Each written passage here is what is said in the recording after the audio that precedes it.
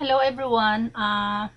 Nag-live lang ako ngayon dahil gusto ko magparating ng aking condolence sa pamilya ng ating superstar na si Nora Honor. Ang ang pangalan niya talaga ay si Nora Cabartera Villamayor.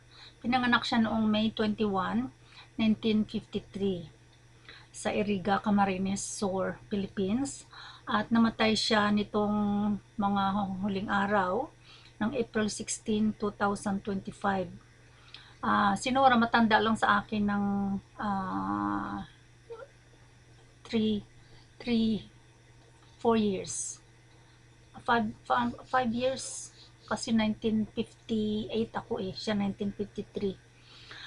At nakatira si Nora sa Quezon, I think sa Taguig, sa Marikina. Pero ang burial niya nasa Barangay Taguig sa Philippines. At tinatawag natin siya na Ate Guy. Active siya mula noong 1965 up to 2025 ng pagkamatay niya. Ang mga anak niya, may 5 siyang anak na si Lutlut, Matit,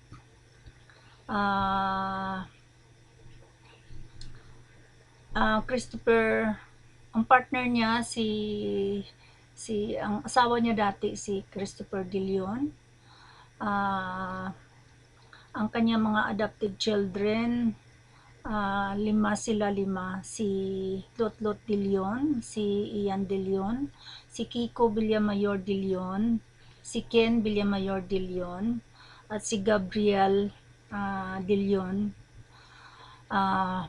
Kaya guys, nagpapaabot ako ng aking condolence sa relatives ni Nora Honor, at talaga namang nung kabataan ko pa, wala siyang kinanta na hindi ko kinakanta.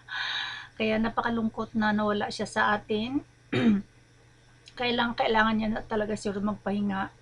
At ang kinamatay ni Nora, napakalungkot naman na gano'n na lang ang nangyari sa kanya. Kaya lang talaga sigurong oras na niya. Tsaka ang dami niyang natanggap na mga award, na Gawad Orion Award for Best Actress, PAMAS Award for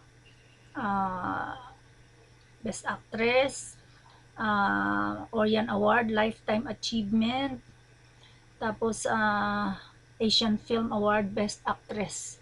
Kaya napakarami talaga niyang iniwang alaala sa ating mga Pilipino dyan sa Pilipinas at sa buong mundo, at pati na rin sa Amerika. Kaya guys, nagpapaabot ako ng condolence sa pamilya at sa mga tagahanga, mga fans ni Nora Honor dyan sa Pilipinas. At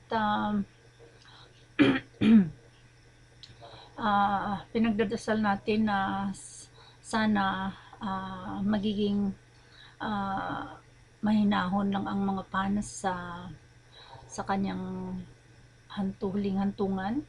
Kaya thank you very much at sa kanyang nagawa sa atin na pagpapasaya, at sana mayroong darating pa na katulad ni Nora Honor na matatawag nating superstar. Thank you very much. Okay, bye-bye.